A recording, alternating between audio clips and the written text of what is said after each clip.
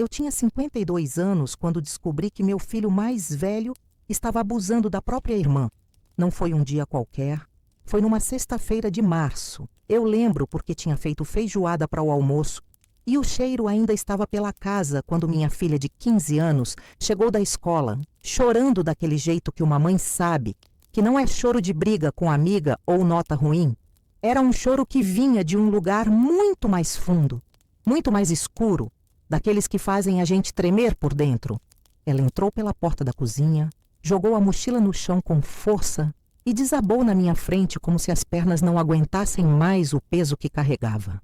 "Mãe", ela disse entre soluços que cortavam o ar. "Eu preciso te contar uma coisa, mas você vai ficar muito brava comigo. Meu coração já tinha disparado, sabe como é? Aquela sensação de que algo terrível está vindo, quando o peito aperta e a respiração fica difícil. A gente sente no corpo quando uma tragédia está se aproximando." Sentei ela na mesa da cozinha, a mesma mesa de madeira escura onde tantas vezes a família toda se reuniu para jantar, para conversar sobre o dia, para rir das bobagens do cotidiano, para celebrar aniversários e conquistas. Aquela mesa que era o coração da nossa casa, onde as crianças faziam lição de casa enquanto eu preparava o jantar, onde tomávamos café da manhã apressados antes da escola e do trabalho. "Fala, minha filha", eu disse, passando a mão no cabelo castanho dela, tentando acalmar os tremores que tomavam conta do corpinho magro. "Seja lá o que for, a gente resolve junto. Você sabe que pode contar tudo para a mamãe." Ela me olhou com aqueles olhos vermelhos de tanto chorar, inchados, com aquela expressão de quem carrega um segredo pesado demais para a idade que tem. O lábio inferior tremendo, as mãos nervosas brincando com a bainha da saia da escola. E então, ela disse as palavras que mudaram nossa vida para sempre. "O Bruno está me tocando, mãe. Já faz tempo que isso acontece." O mundo parou. Juro para você que está me ouvindo agora, neste exato momento. O mundo literalmente parou ao meu redor. O relógio da parede parou de fazer barulho. Os carros da rua pararam de passar. O vento parou de balançar as cortinas da janela. Até meu coração parou de bater por alguns segundos que pareceram uma eternidade. Bruno era meu filho mais velho, tinha 19 anos na época. Era o orgulho da família e da vizinhança inteira. Estudava engenharia na Federal. Trabalhava meio período numa loja de informática do centro da cidade. Era educado, respeitoso, ajudava em casa. Nunca me deu trabalho. Todo mundo dizia que eu tinha criado um rapaz exemplar, que era uma bênção ter um filho como aquele. As vizinhas viviam comentando como ele era gentil, como cumprimentava todo mundo, como ajudava os idosos a carregar as compras, como que um rapaz exemplar, que toda mãe sonha em ter, faz uma coisa dessas com a própria irmã. Como que alguém em quem você confia cegamente, que você criou com tanto amor e carinho, é capaz de uma monstruosidade dessas? "Como assim tocando, minha filha?" eu perguntei, mas já sabia a resposta no fundo do coração.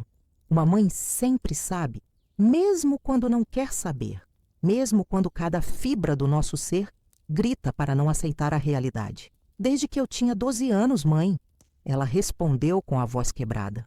Ele disse que era normal entre irmãos, que era para eu não contar para ninguém, que ia ser nosso segredo. 12 anos. Minha menina estava sofrendo isso há 3 longos anos e eu, que me achava uma mãe tão atenta, tão presente, tão conectada com meus filhos, não tinha percebido absolutamente nada. Como que eu não percebi? Como que uma mãe que vive para os filhos não percebe que a filha está sendo violentada dentro da própria casa, debaixo do próprio teto? Comecei a juntar as peças do quebra-cabeças macabro que estava se formando na minha mente. Porque ela sempre trancava o quarto com chave, porque ficava nervosa e agitada quando o Bruno chegava em casa do trabalho, porque tinha começado a ter pesadelos frequentes e acordava gritando no meio da noite, porque suas notas tinham caído drasticamente no último ano, porque ela tinha perdido o apetite e emagrecido tanto, porque evitava ficar sozinha em casa, porque inventava desculpas para dormir na casa das amigas. Todos os sinais estavam lá, bem na minha frente, gritando por socorro, e eu não soube interpretar, não soube ver o que estava acontecendo com minha própria filha. Me diz uma coisa, você que está me ouvindo neste momento, Você acredita que uma mãe sempre sabe quando algo está errado com os filhos? Porque eu sempre acreditei piamente nisso. Era quase um artigo de fé para mim. Sempre disse para as outras mães que intuição de mãe não falha, que a gente sente no coração quando os filhos estão sofrendo. Mas naquele dia descobri que às vezes a gente não quer ver o que está bem na nossa frente, principalmente quando envolve alguém que a gente ama incondicionalmente, alguém em quem a gente confia de olhos fechados. O amor de mãe cega a gente, meu bem. Cega de um jeito que a gente faz vista grossa para o absurdo, porque a verdade é dolorosa demais para encarar. Depois que a ficha caiu de vez, depois que o choque inicial deu lugar a uma dor física, uma pontada no meio do peito, como se tivessem enfiado uma faca e torcido, uma coisa diferente começou a crescer dentro de mim. Era uma raiva fria, uma fúria que eu nunca tinha sentido em toda a minha vida. Eu não era mais só a mãe da Ana Clara, a menina assustada na minha frente. Eu virei uma loba, uma leoa defendendo a cria. Todo o amor que eu sentia pelo Bruno se transformou em pó, em cinzas, em nada. Naquele momento ele deixou de ser meu filho. Ele virou um monstro que morava na minha casa e que eu precisava expulsar. Levantei da cadeira, abracei minha filha com uma força que eu não sabia que tinha e disse no ouvido dela: acabou. Eu juro por Deus que acabou. Ele nunca mais vai encostar um dedo em você. A mamãe acredita em você e a mamãe vai resolver isso agora. Levei ela para o meu quarto, tranquei a porta e disse para ela ficar ali, que eu ia cuidar de tudo. Meu marido, o Roberto, só chegava do trabalho lá pelas 7 da noite. O Bruno, por outro lado, chegava às 6. Eu tinha pouco mais de 1 hora. 1 hora para me preparar para a guerra que estava prestes a começar dentro da minha própria casa. Fui para a cozinha e me servi de um copo d'água com as mãos tremendo tanto que metade caiu no chão. Eu olhava para aquela mesa de madeira e sentia nojo. Nojo de cada refeição que a gente fez ali, fingindo ser uma família feliz, enquanto minha filha vivia um inferno silencioso. O cheiro da feijoada, que antes era de conforto e lar, agora me dava ânsia de vômito. A casa inteira parecia contaminada.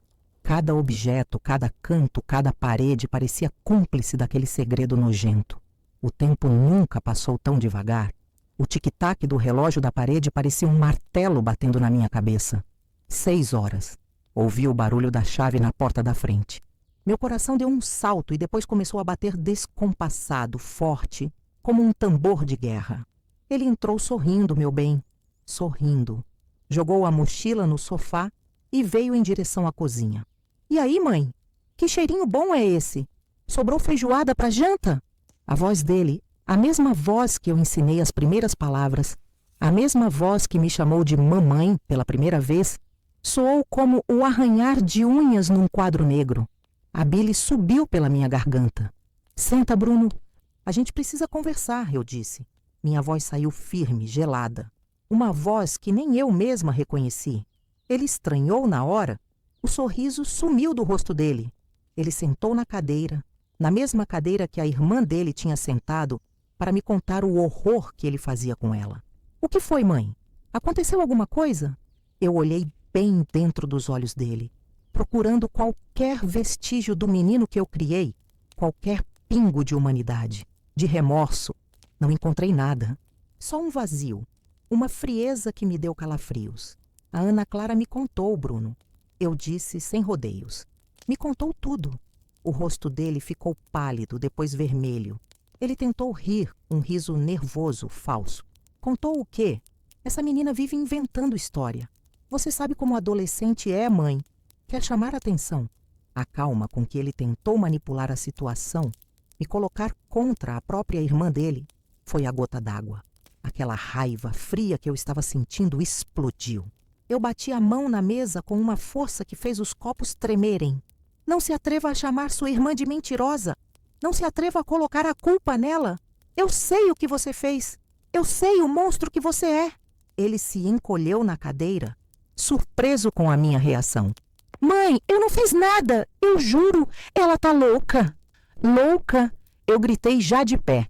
Louca está a mãe que criou uma serpente dentro de casa, que deu amor, deu carinho, deu tudo do bom e do melhor para um demônio que se passava por filho. Você tem 10 minutos, Bruno. 10 minutos para pegar suas coisas mais importantes e sumir da minha frente. Eu não quero mais ver você nesta casa. Eu não quero mais olhar para a sua cara. Para mim, você morreu hoje. Ele levantou, os olhos cheios de um ódio que eu nunca tinha visto. Você não pode fazer isso. Essa casa também é minha. Você vai acreditar nela e não em mim? No seu filho? Ela é minha filha, eu respondi cuspindo as palavras. E ela é uma criança que você machucou por 3 anos. Você não é meu filho. Você é um criminoso. Agora some daqui antes que eu mesma chame a polícia e te veja sair daqui algemado. Ele viu que eu não estava brincando. O ódio no olhar dele deu lugar ao medo. Ele subiu correndo, pegou uma mochila, jogou umas roupas dentro e desceu as escadas sem olhar para trás. Quando ele abriu a porta para sair, eu disse a última coisa. Se você chegar perto da sua irmã de novo, se você sequer pensar no nome dela, eu juro por tudo que é mais sagrado que eu te caço no inferno e acabo com você. Ele bateu a porta e o silêncio que ficou depois foi o mais pesado que eu já senti. Quando o Roberto, meu marido, chegou, encontrou a casa escura e eu sentada na mesa da cozinha, encarando o nada. Ele me conhecia bem demais para não saber que o caldo tinha entornado.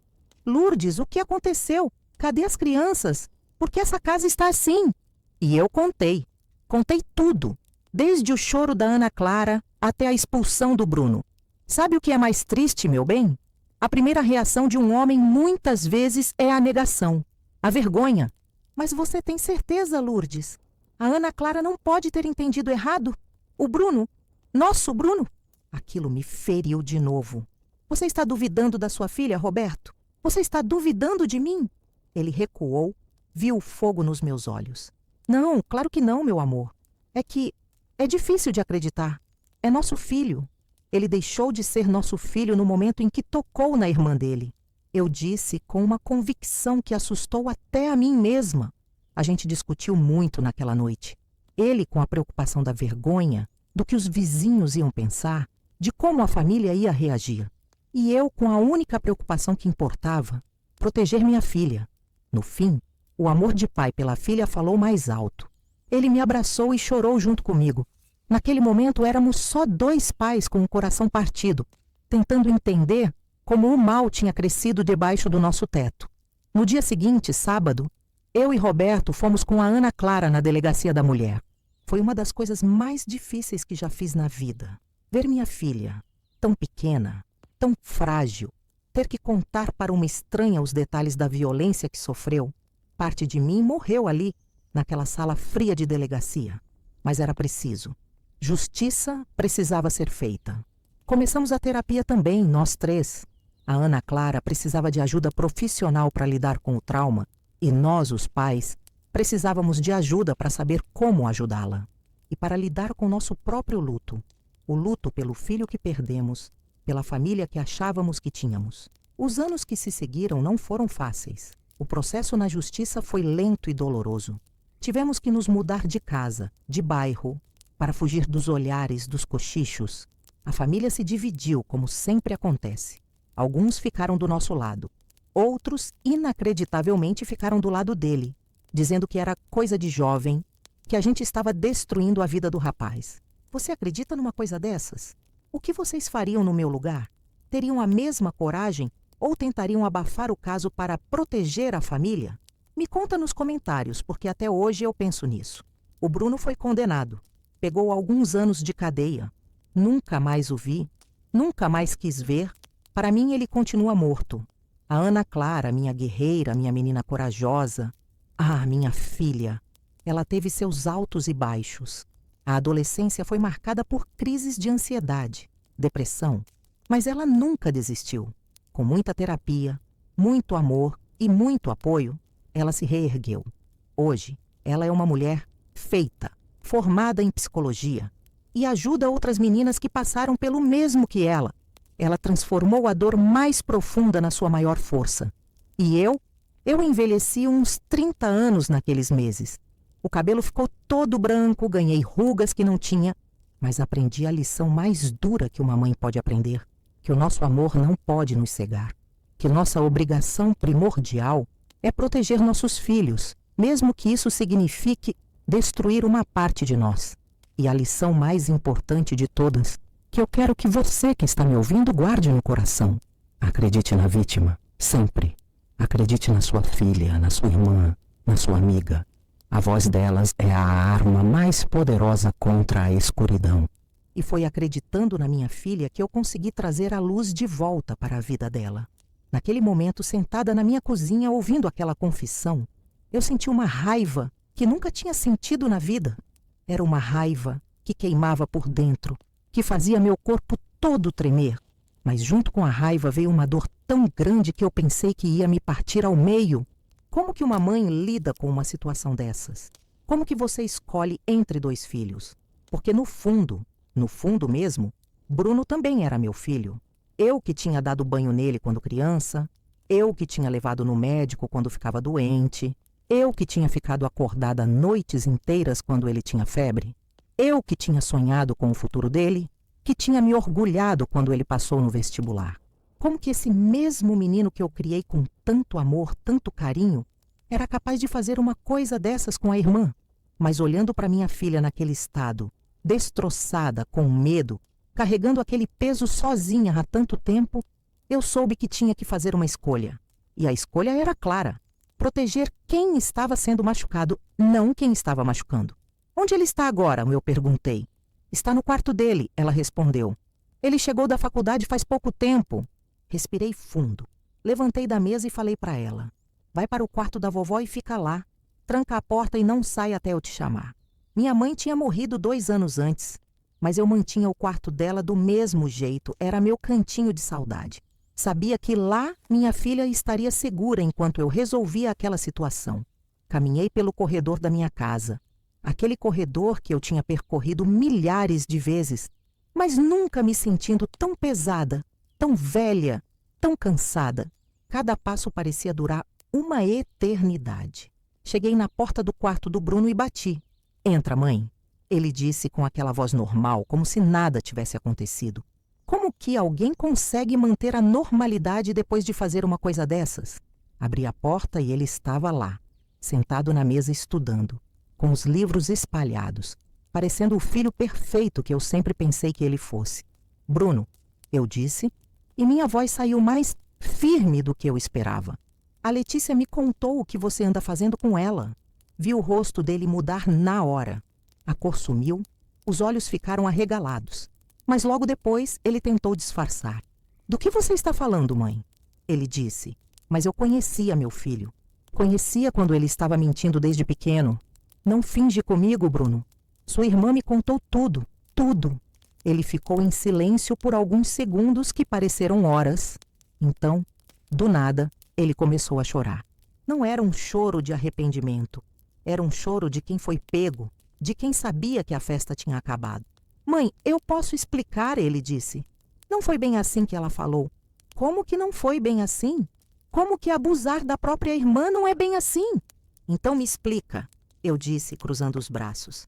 Me explica como que isso não é bem assim que ela falou.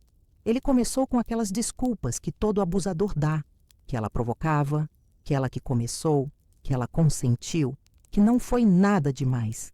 Cada palavra que saía da boca dele era como se estivesse me mostrando um filho que eu não conhecia. Um estranho, um monstro. Ela tem 15 anos, Bruno, eu gritei. 15 anos?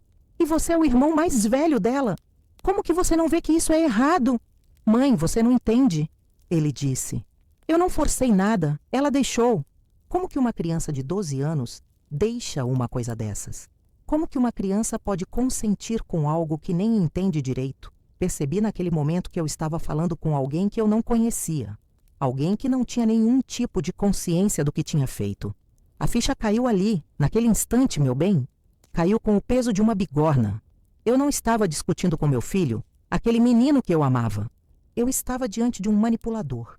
Alguém que torcia a realidade para se absolver de uma monstruosidade. O choro dele secou tão rápido quanto começou, e no lugar dele veio uma expressão de desafio, de quem se sentia injustiçado. Aquele amor de mãe que me partia em duas se desfez em fumaça. O que ficou no lugar foi uma frieza de aço, uma clareza terrível. Eu não tinha mais 2 filhos para escolher. Eu tinha uma filha para salvar e um problema para remover da minha casa.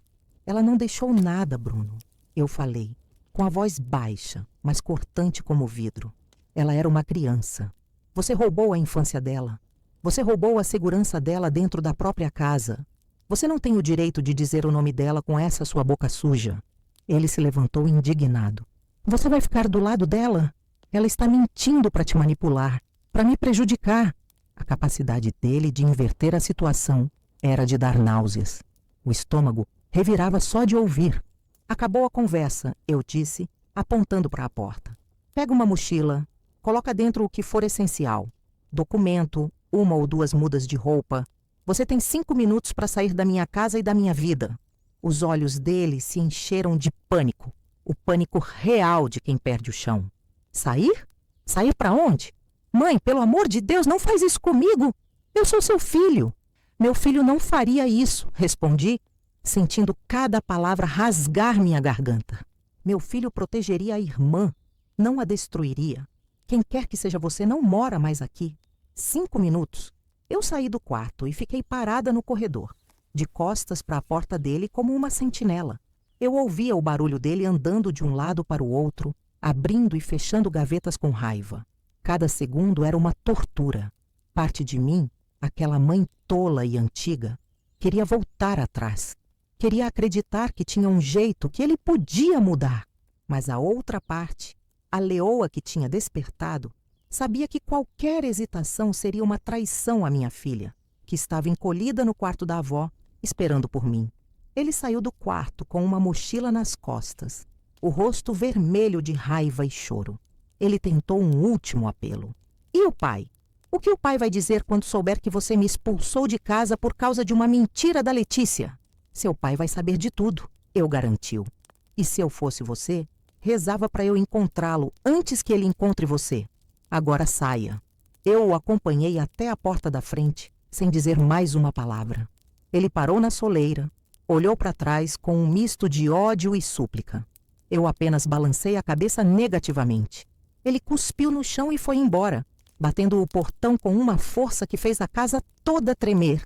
Eu tranquei a porta, girei a chave 2 vezes e encostei a testa na madeira fria, respirando fundo pela primeira vez em horas. O silêncio que se instalou era ensurdecedor. A casa, que sempre foi meu porto seguro, parecia um campo de batalha depois da guerra. Fui até o quarto da minha mãe, bati de leve na porta. Lê, sou eu, a mamãe, ele já foi. Ela abriu a porta devagarinho, os olhos ainda assustados. O quarto tinha o cheiro da minha mãe, uma mistura de lavanda com saudade. Aquele cheiro me deu forças. Abracei minha filha e ficamos ali, no meio daquele santuário, chorando juntas. Um choro de alívio, de dor, de medo do que viria pela frente. Liguei para o meu marido, o Sérgio. A mão tremia tanto que eu mal conseguia segurar o telefone. Sérgio, preciso que você venha para casa, agora. Ele percebeu a urgência na minha voz. Aconteceu alguma coisa, Helena? É a Letícia? Estamos bem, mas aconteceu algo muito grave. Só venha. Quando ele chegou e eu contei, a reação dele foi o oposto da minha. Se eu senti uma dor fria que virou resolução, o Sérgio explodiu numa raiva cega. Onde ele está? Eu vou matar esse desgraçado. Eu vou caçar esse moleque e quebrar cada osso do corpo dele. Eu tive que segurá-lo. Tive que ser a calma no meio do furacão dele. Não, Sérgio. Violência não vai resolver nada. Só vai piorar. Nossa prioridade agora é a Letícia. É cuidar dela. Passamos a noite em claro. Os 3 no sofá da sala, abraçados. A Letícia, exausta, acabou dormindo no meu colo. E eu e o Sérgio ficamos ali, conversando baixo, tentando montar o quebra-cabeça do nosso futuro. O que faríamos? Como contar para o resto da família? Como proteger nossa filha do julgamento, dos olhares? Você que está me ouvindo, me diz uma coisa. O que é pior? A dor da traição ou o medo do que os outros vão pensar? Porque naquela noite, os 2 sentimentos brigavam dentro de mim. Mas a gente decidiu ali, em silêncio, que o mundo podia desabar, mas que ninguém mais ia machucar nossa filha. Nunca mais. No dia seguinte, demos o passo mais difícil. Fomos à delegacia. Foi um processo humilhante, doloroso. reviver tudo aquilo na frente de estranhos, ver o constrangimento nos olhos da minha filha. Mas ela foi de uma coragem que me deixou orgulhosa. Falou tudo com a voz trêmula, mas firme. Ali eu vi que a menina assustada estava dando lugar a uma mulher forte. O processo legal foi uma batalha. O Bruno, orientado por advogados, continuou negando. Tentou nos desmoralizar, nos pintar como uma família desajustada. Familiares se afastaram. Alguns tiveram a coragem de nos dizer que estávamos exagerando, que era para perdoar, que sangue é sangue. Que tipo de sangue é esse que envenena a própria fonte? A gente aprende nessas horas quem realmente está do nosso lado. E na maioria das vezes, meu bem, a lista é bem mais curta do que a gente imagina. Os anos passaram. O Bruno foi condenado, cumpriu a pena. Nunca mais o procurei e ele nunca nos procurou. Para mim, a morte daquele filho que eu idealizei foi definitiva. Não há luto, só uma cicatriz que de vez em quando coça. A Letícia, minha menina, floresceu, fez terapia por anos, aprendeu a lidar com as sombras do passado. Teve seus momentos difíceis, suas crises, mas nunca se deixou definir pelo que fizeram com ela. Ela se formou em arquitetura, viajou o mundo, se casou com um homem bom que a trata como a rainha que ela é. Hoje, ela tem a própria família. E quando eu olho para ela, não vejo a vítima. Vejo a sobrevivente, a guerreira que venceu a batalha mais difícil de todas. E eu virei essa avó que conta histórias. Descobri que colocar a dor em palavras ajuda a organizar a alma. Aprendi que o amor de mãe não é incondicional. Ele tem uma condição fundamental: o respeito. Quando o respeito acaba, o amor adoece e morre. E aprendi que a escolha mais difícil da minha vida foi, na verdade, a mais fácil. Entre o agressor e a vítima, não há o que escolher. A gente fica do lado de quem precisa de proteção. Sempre, sem hesitar. E que essa minha história sirva de lição. Se você desconfia de algo, investigue. Se seu filho te contar algo, acredite. A sua crença pode ser a diferença entre uma vida destruída e uma vida salva. Naquele momento, olhando para aquele menino que eu tinha criado, que eu tinha dado tudo de mim, fazendo aquelas justificativas nojentas, eu tomei a decisão mais difícil da minha vida. Você tem 1 hora para juntar suas coisas e sair da minha casa, eu disse. Ele me olhou como se eu tivesse dito que ia voar para a lua. Mãe, você não pode estar falando sério. Estou falando mais sério do que nunca falei na vida. 1 hora, Bruno. E não quero você perto da sua irmã nunca mais. Ele começou a chorar daquele jeito desesperado. Se jogou no meu pé, pediu perdão, disse que nunca mais ia acontecer, que ele ia se tratar, que ia procurar ajuda. Mas sabe o que eu percebi naquele momento? Que ele não estava com remorso pelo que tinha feito com a irmã. Ele estava com medo das consequências para ele. É diferente, muito diferente. Um remorso verdadeiro seria ele correndo atrás da Letícia para pedir perdão para ela. Seria ele assumindo a responsabilidade. Seria ele mesmo querendo sair de casa para proteger a irmã. Mas não. Ele estava preocupado com ele, com o futuro dele, com o que as pessoas iam pensar dele. Mãe, e a faculdade? E meu trabalho? Onde que eu vou morar? Ele perguntou. Quer dizer, a irmã estava destroçada há 3 anos e ele estava preocupado com a faculdade? Você deveria ter pensado nisso antes, eu respondi. Agora para de choramingar e vai arrumar suas coisas. Saí do quarto dele e fui até o quarto da vovó, onde minha filha estava esperando. Bati na porta e ela abriu. Estava com os olhos inchados, mas parecia mais aliviada. E aí, mãe? Ela perguntou. Ele vai embora hoje, eu respondi. E nunca mais vai encostar um dedo em você? Vi o alívio no rosto dela, mas também vi medo. Mãe, e se ele volta quando você não estiver em casa? Ele não vai voltar, eu disse, puxando ela para um abraço. Porque eu vou mudar a fechadura hoje mesmo. E se ele tentar voltar, eu chamo a polícia. Era uma promessa que eu estava fazendo não só para ela, mas para mim mesma. Voltei para o quarto do Bruno e ele estava jogando roupas numa mala, chorando e resmungando. Mãe, pelo menos me deixa ficar até achar um lugar, ele pediu. Não, eu respondi firme. Você pode ir para a casa do seu tio Roberto. Eu já liguei para ele e expliquei a situação. Mentira. Eu não tinha ligado para ninguém ainda, mas precisava que ele saísse naquele dia, naquela hora. cada minuto que ele ficasse na mesma casa que minha filha era 1 minuto a mais de sofrimento para ela. 1 hora depois, Bruno estava na porta de casa com 2 malas e uma cara de cachorro abandonado. Tive um momento de fraqueza, não vou mentir. Por uns segundos pensei em voltar atrás, em dar uma segunda chance, em tentar resolver aquilo de outra forma. Afinal, ele era meu filho. Mas aí eu lembrei da minha filha contando que há 3 anos ela vivia com medo dentro da própria casa. 3 anos. Lembrei dela falando que se trancava no quarto com medo. Lembrei dela dizendo que achava que era culpa dela. E aí toda aquela fraqueza passou. Bruno, eu disse na porta, quero que você entenda uma coisa. Você sempre será meu filho, eu sempre vou te amar. Mas o que você fez é imperdoável. Se você realmente quer uma segunda chance, vai procurar ajuda psicológica, vai se tratar, vai reconhecer que o que você fez foi um crime. E talvez, só talvez, no futuro, a gente possa conversar sobre isso. Ele assentiu com a cabeça, pegou as malas e foi embora. Fechei a porta, encostei as costas nela e chorei. Chorei pelo filho que eu pensei que conhecia e que descobri que não existia. Chorei pela filha que sofreu em silêncio por tanto tempo. Chorei por mim, que tinha falhado como mãe das 2 formas, não protegendo uma filha e criando um filho capaz de uma coisa dessas. A gente pensa que o choro alivia, meu bem, e alivia por um instante, mas depois que as lágrimas secam, a realidade bate na porta com uma força que deixa a gente tonta. O som da porta se fechando atrás dele ainda ecoava na casa silenciosa. Um som de final. Fiquei ali, encostada na porta, até minhas pernas ficarem bambas. O primeiro pensamento que veio, claro e forte como um raio, foi a promessa que fiz à minha filha. Peguei o telefone na mesinha da sala, as mãos ainda trêmulas, e procurei na lista o número de um chaveiro 24 horas. Precisava de uma ação concreta, de algo que eu pudesse ver e tocar, para acreditar que a segurança tinha voltado a morar conosco. Enquanto esperava, fiz a segunda ligação. A ligação que eu tinha mentido que já tinha feito. Para meu cunhado, Roberto. Foi uma das conversas mais duras da minha vida.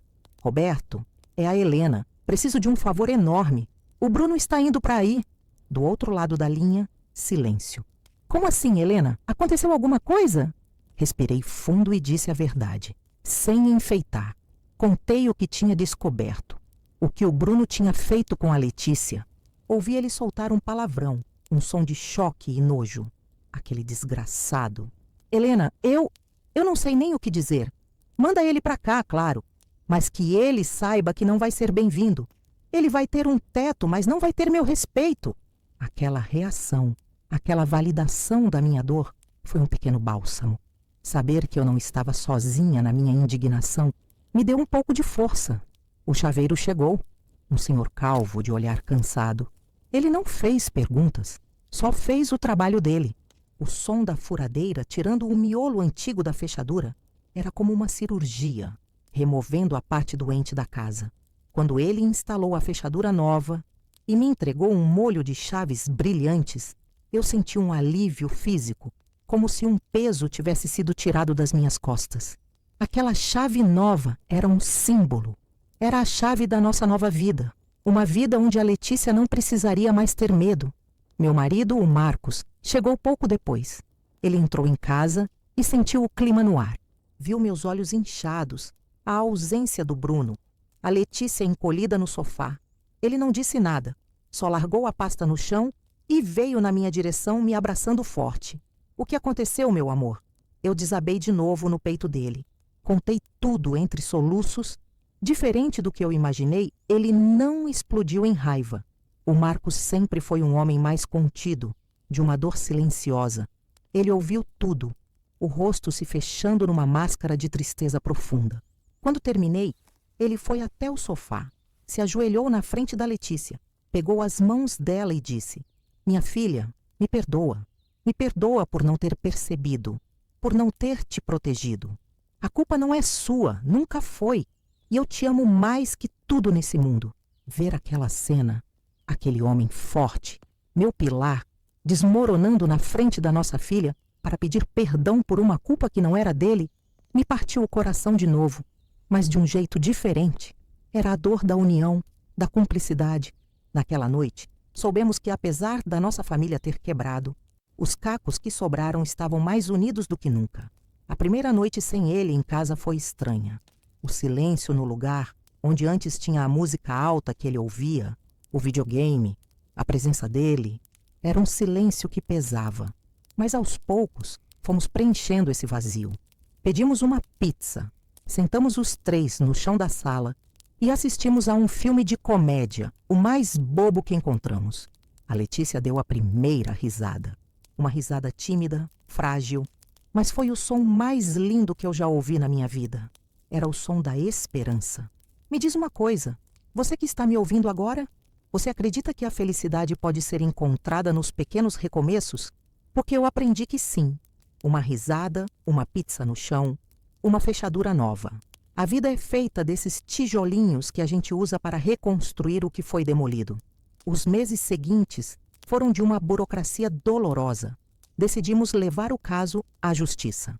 Não por vingança, mas por responsabilidade. Se ele fez isso com a própria irmã, quem mais ele poderia machucar? Fomos a delegacias, a psicólogos, a advogados. Tivemos que contar e recontar aquela história tantas vezes que ela perdeu a forma de memória e virou um roteiro macabro. A família, como era de se esperar, se partiu.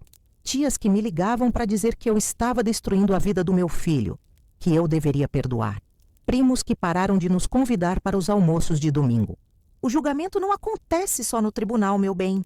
Ele acontece no olhar da vizinha, no silêncio do padeiro, na forma como as pessoas mudam de assunto quando você chega perto. A gente se tornou aquela família, mas isso também serviu como um filtro.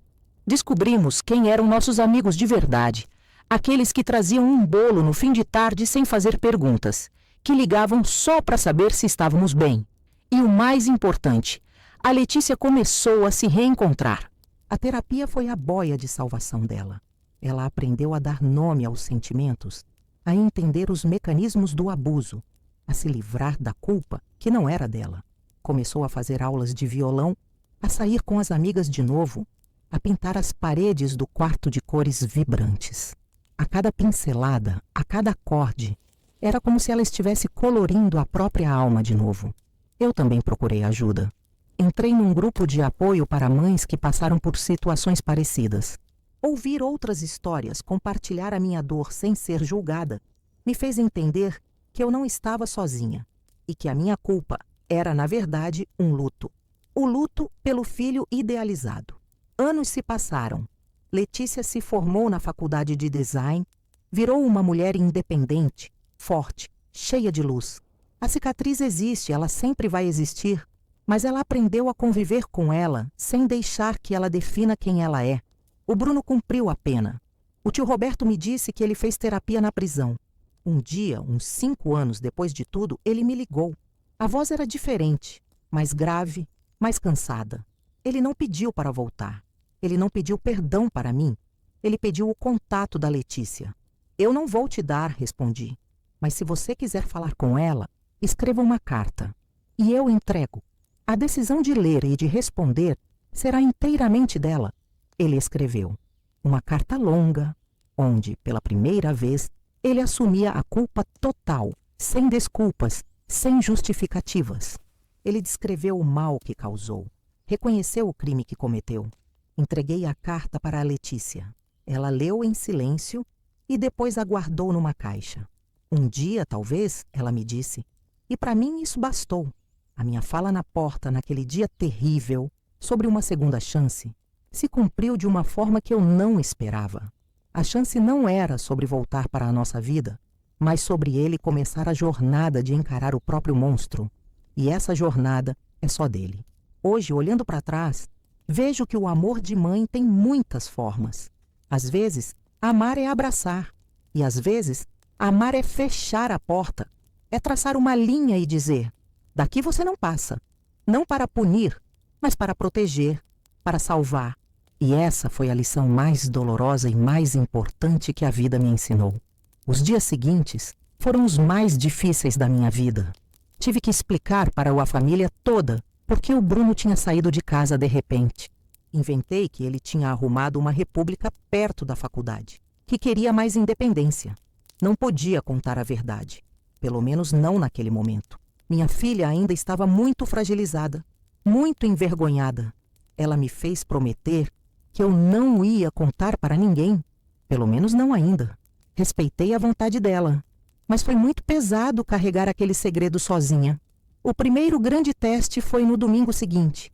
Era aniversário da minha irmã, e a família toda se reuniu na casa dela para um almoço. Era uma tradição. Chegamos eu, meu marido Cláudio e a Letícia. E a primeira pergunta que minha sobrinha fez foi: "Cadê o Bruno?" Senti um gelo na espinha. Olhei para a Letícia e vi o pânico nos olhos dela. Foi o Cláudio quem respondeu com uma calma que eu não tinha. "Ah, o Bruno agora é um rapaz independente, cheio de amigos na faculdade. Sabe como é, né? Domingo é dia de estudar, de sair com a turma." Ele deu uma piscadela e mudou de assunto. Mas durante todo o almoço, eu me senti uma farsante. Cada risada, cada conversa parecia uma mentira. Minha irmã me puxou de canto na cozinha. "Helena, tá tudo bem mesmo? Você tá com uma cara. E o Bruno não atende minhas ligações." Tive que engolir sapo e repetir a mesma história. "Ah, Lúcia, você sabe como ele é. Mergulhou nos estudos. Deixa o menino viver." Mas como que eu explico que meu próprio filho não podia pisar na minha casa porque eu não confiava que ele não fosse abusar da irmã de novo? É um tipo de dor que não tem nome, meu bem. Comecei a observar minha filha de um jeito diferente. Cada gesto, cada expressão, tentando entender como que eu tinha perdido tantos sinais por tanto tempo. E aí eu comecei a ver coisas que antes passavam despercebidas. Como ela sempre ficava tensa quando tocavam nela, mesmo que fosse só um abraço carinhoso do pai ou de uma tia. Como ela evitava usar roupas que marcassem o corpo, preferindo sempre moletons largos. Como ela tinha parado de trazer amigas em casa no último ano. Como ela sempre inventava uma desculpa para sair de casa quando o Bruno estava. Todos os sinais estavam lá, gritando na minha frente, e eu não soube interpretar. Pensei que era coisa da adolescência, que era normal uma menina ficar mais reservada nessa idade. Como que eu fui tão cega? Essa pergunta me assombrava de noite. Decidi que ela precisava de ajuda profissional. Marquei uma consulta com uma psicóloga especializada em trauma infantil. No começo, ela não queria ir. "Mãe, eu já contei para você, não precisa ficar falando sobre isso para estranho." Mas eu insisti. Expliquei que conversar com alguém preparado ia ajudar ela a processar tudo aquilo, a entender que nada do que aconteceu foi culpa dela. A primeira consulta foi comigo e com o Cláudio juntos. A sala da doutora Marina era aconchegante, com poltronas macias e uma luz suave. Mas eu sentia um frio na alma. Ela explicou que casos de abuso intrafamiliar são muito comuns, mais do que a gente imagina. Que a maioria das crianças não conta para ninguém, que muitas carregam esse peso para o resto da vida. Que o fato da Letícia ter tido coragem de me contar mostrava uma força incrível. Também explicou que o processo de recuperação seria longo, que teriam dias bons e dias ruins, que a gente precisava ter paciência e muito amor. "E vocês dois," ela disse, olhando para mim e para o Cláudio, "também precisam de acompanhamento. Vocês também são vítimas dessa história. Descobrir uma coisa dessas também é um trauma."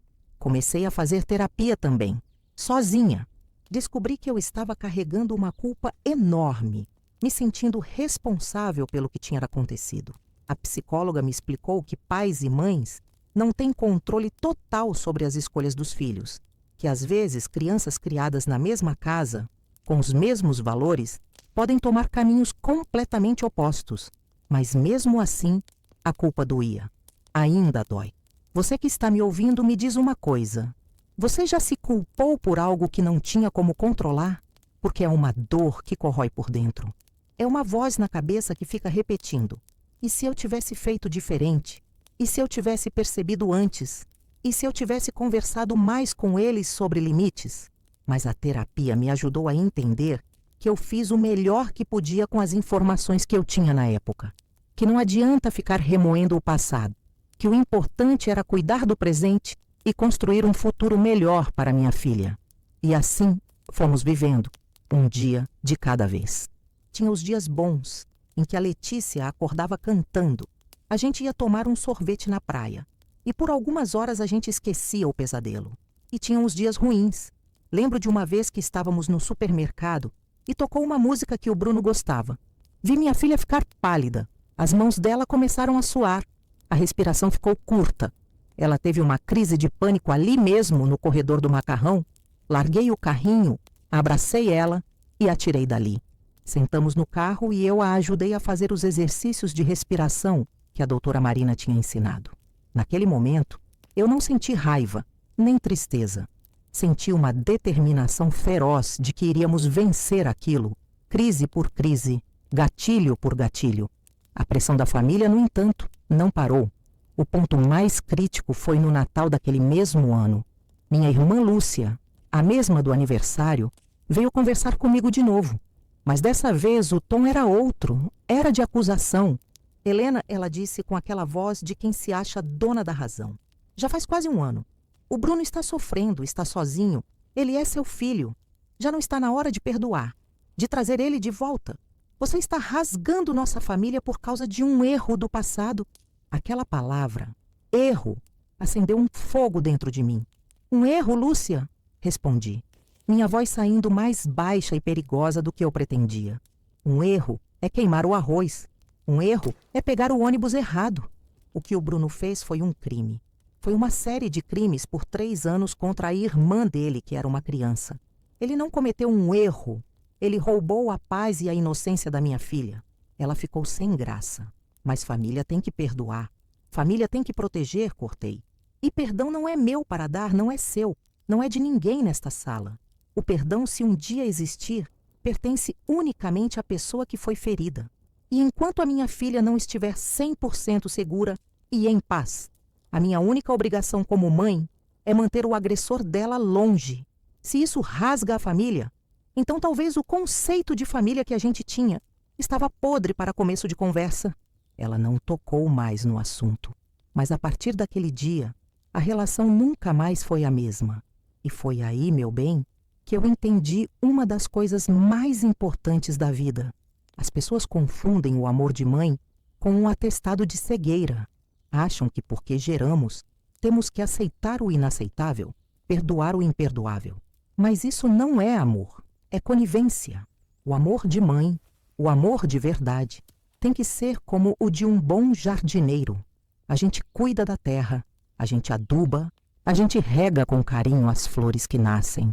Mas quando uma erva daninha, venenosa, cresce no meio do jardim, a nossa obrigação é arrancá-la pela raiz. Não por ódio à erva, mas por amor a todas as outras flores que ela pode matar. Às vezes, essa erva daninha nasce do nosso próprio pé. E é aí que a dor é maior. Mas a obrigação continua a mesma. E a gente não arranca para destruir. A gente arranca para salvar o ecossistema inteiro. 2 anos se passaram desde aquele dia fatídico. Bruno tentou voltar algumas vezes, principalmente no começo. Uma vez apareceu de madrugada bêbado e esmurrando preso o portão. Mãe, abre aqui, você destruiu minha vida. Chamei a polícia naquela noite. Foi a primeira vez que minha filha me viu sendo realmente dura com ele. E acho que foi importante para ela ver que eu estava falando sério. Depois disso e da medida protetiva, ele parou. Soube por terceiros que ele abandonou a faculdade, que estava trabalhando numa cidade vizinha, que estava fazendo terapia. Espero que seja verdade, porque no fundo, muito no fundo, ele ainda é meu filho. Não é um amor que desaparece, mas que se transforma. Virou um amor de luto. Luto pelo menino que eu achava que ele era. Minha filha se formou no ensino médio no ano passado. Passou no vestibular para psicologia, quer ajudar outras crianças que passaram pelo que ela passou. Tenho um orgulho da força dela que não cabe no peito, da forma como ela conseguiu transformar sua dor em propósito. Ela ainda faz terapia, ainda tem cicatrizes emocionais, mas é uma jovem forte, determinada, cheia de vida. Às vezes converso com outras mães sobre a importância de observar os filhos, de criar um ambiente onde eles se sintam seguros para contar qualquer coisa. Não conto minha história completa, mas dou dicas sobre como perceber sinais de que algo está errado. Porque depois do que passei, sei que essas coisas acontecem muito mais do que a gente imagina, dentro de famílias que parecem perfeitas. Se você que está me ouvindo cuida de uma criança, presta atenção. Mudanças de comportamento, medos inexplicáveis, resistência a ficar sozinho com certas pessoas, pesadelos frequentes. Esses podem ser sinais. E se uma criança te contar algo assim, acredita nela. Sempre acredita. Hoje, olhando para trás, sei que tomei a decisão certa. Foi a decisão mais difícil da minha vida, mas foi a certa. Protegi quem precisava ser protegido. Mostrei para minha filha que ela podia contar comigo, que eu estaria do lado dela não importa o que acontecesse. E mostrei para meu filho que ações têm consequências. Sei que tem gente que vai julgar, mas eu durmo em paz, sabendo que minha filha está segura. Para quem está passando por algo parecido, procure ajuda, converse, denuncie. Não deixe o medo te paralisar. Proteger quem está sendo machucado sempre será mais importante do que proteger a imagem da família, porque família de verdade não é o sangue, é o laço de confiança. Família é onde o coração da gente se sente seguro para descansar. O resto é só parentesco. E se essa minha história servir para ajudar uma mãe a perceber os sinais, ou uma criança a ter coragem de contar, já valeu a pena ter compartilhado cada palavra dolorosa.